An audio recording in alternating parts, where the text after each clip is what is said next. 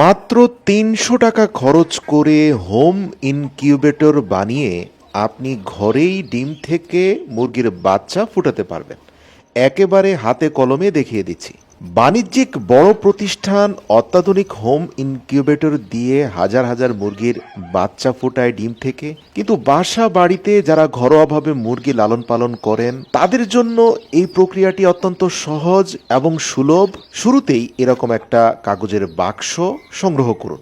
এর নিম্নদেশে কোকোপিট অথবা কাঠের চূর্ণ দুটির একটি ব্যবহার করুন। তো অন্তত ১.৫ থেকে ২ কেজি পরিমাণে কাঠের চূর্ণ কাগজের বাক্সের নিম্ন অংশে ভালো করে বিছিয়ে দিন। তারপরে ১০০০ ওয়াটের একটা বাল্ব জ্বালানোর মতো একটা হোল্ডার এবং একটা সকেট কিনে নিন। তারপরে ভিডিওতে দেখানো প্রসেসে হোল্ডার এবং সকেটটি কাগজের একপাশে একটা ছোট্ট ছিদ্র করে লাগিয়ে দিন। আমাদের এই প্রজেক্টে আমরা ৬০ ওয়াটের বাল্ব ব্যবহার করেছি, যেহেতু বাক্সটি তুলনামূলক ছোট। এখন আসুন, হোম ইনকিউবেটরের মাধ্যমে ডিম থেকে বাচ্চা ফোটানোর জন্য ভেতরে একটা উত্তপ্ত পরিবেশ প্রয়োজন এবং ভেতরের আবহাওয়ায় পর্যাপ্ত জলীয় বাষ্পের প্রয়োজন, অর্থাৎ হিউমিডিটি প্রয়োজন। আর সেটার জন্য আপনাকে ঠিক বাল্বের নিচে ১ গ্লাস পানি রেখে দিতে হবে, যাতে বাল্বের উত্তাপের সাথে সাথে একটু একটু করে পানির বাষ্প ভিতরের অংশটাকে জলীয় বাষ্পে পূর্ণ করে দেয়। এবার আসুন, আপনারা ভালো করেই জানেন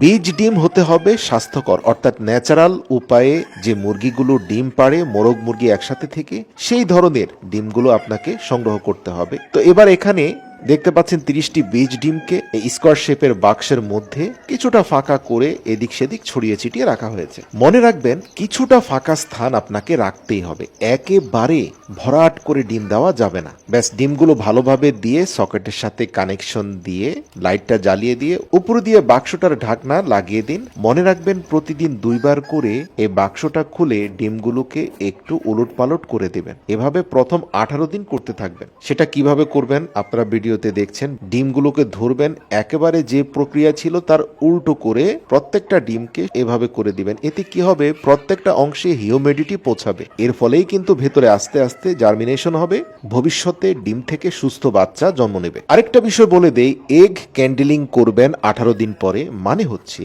আপনার মোবাইল ফোনের ফ্ল্যাশ লাইট অথবা যে কোনো একটা টর্চ লাইট, এরকম একটা লাইটকে ডিমের অগ্রভাগের একটা অংশের সাথে লাগিয়ে ডিমের ভেতরের স্বাস্থ্যটা বোঝার চেষ্টা করবেন। তো এই প্রক্রিয়ায় যে ডিমটাকে আপনি কালো দেখবেন, বুঝতে পারবেন সে ডিমটা নষ্ট হয়ে গেছে। সেটাকে অযথা ইনকিউবেটরের ভেতরে ১ মাস ধরে ফেলে রাখার কোনো প্রয়োজন নেই, সেটাকে ফেলে দিন। যেগুলো লাল আছে, কিছুটা লাল ডোরা কাটা আছে, তখন বুঝতে পারবেন এই ডিমের স্বাস্থ্য ভালো, এর ভেতর থেকে সুস্থ সবল মুরগির বাচ্চা আসবে। তো প্রিয় দর্শক, এই প্রক্রিয়াগুলো যদি একটু ধৈর্যের সাথে ভালোভাবে করতে পারেন, মোটামুটি ২১ দিন পরে যখন আপনি আপনার ঢাকনাটা খুলবেন, এরকম একটা চমৎকার দৃশ্য আপনি দেখতে পাবেন। আর এজন্য আপনাকে অবশ্যই প্রথম দিকে শুরু থেকে শেষ পর্যন্ত ধাপে ধাপে কাজগুলো সম্পন্ন করতে হবে। তো আশা করি অধিক মূল্যে এখন থেকে আপনাকে আর মুরগির বাচ্চা কিনতে হবে না, ঘরোয়া প্রক্রিয়ায় ডিম থেকে বাচ্চা ফুটাতে পারেন।